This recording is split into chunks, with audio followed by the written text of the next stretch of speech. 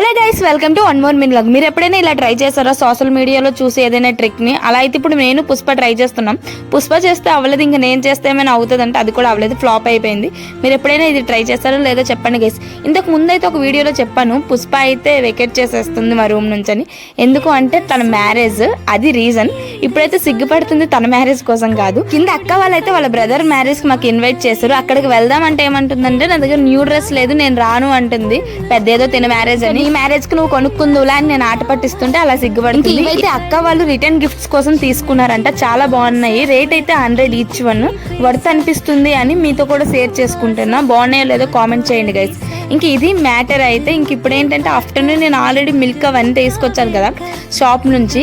అవి ఏం చేస్తున్నామంటే నైట్కి పాయసం చేద్దామని ఇద్దరం ప్లాన్ చేసుకున్నాం. అది అయితే ఇలా వచ్చింది గైస్. టేస్ట్ అయితే బాగానే వచ్చింది, బట్ కొంచెం స్వీట్ సరిపోలేదు. నాకు ఓకే అనిపించింది.